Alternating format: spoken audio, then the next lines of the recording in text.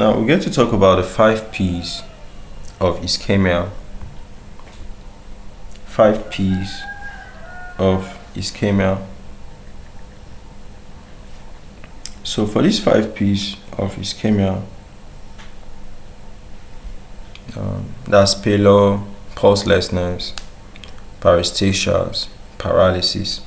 So first of all, what is ischemia? Ischemia is when blood supply to a particular place is what's being cut off. So tissues are dying. Okay. So I have pain. Okay, 5 P's. I even left out pain. Okay, so there's pain here rather. Sorry, I forgot it.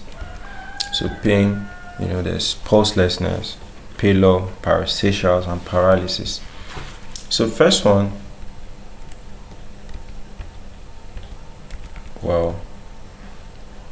so I didn't also arrange pain, right? But pain, everybody knows pain, right? Is disproportionate to the injury. So there's persistent deep pain, okay, resistant to analgesia. So even if you try to give some 1 or 2 treatments that will take the pain away, to be resistant. So they're actually the classic signs they are used to recognize acute limb ischemia, which is a surgical emergency where blood flow to a particular place is compromised. So have pallor. So the affected limb appears pale due to lack of arterial blood supply. It's an early sign, often visible compared to the contralateral limb. Then we have pulselessness. Okay. There's absence of palpable distal pulses. Confirms arterial obstruction. Okay. Then paresthesias. That's when you now have all those neurological feelings that are actually too much, like pins and needles, tinglings and numbness, indicates that it's a nerve ischemia. Okay. Then we have paralysis, which is loss of the motor function due to ischemia of the nerves and muscles. It's a late and omnimous sign.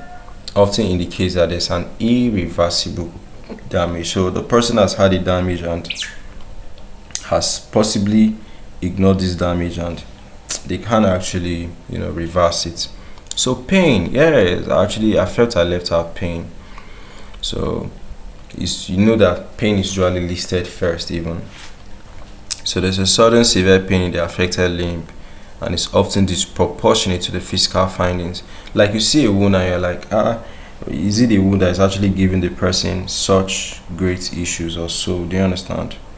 You're actually even surprised to the amount of pain compared to the issue on ground. So that's what we have: pain, paralysis, pulselessness, pallor, paresthesias. So clinical findings are usually used to rapidly assess a suspected acute arterial occlusion.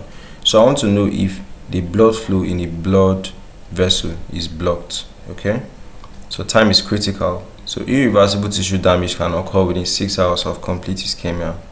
Then immediate vascular surgery, consultation, and revascularization are often required. So it's just very important, for accessing if blood supply to a particular place is cut off. Okay, so we got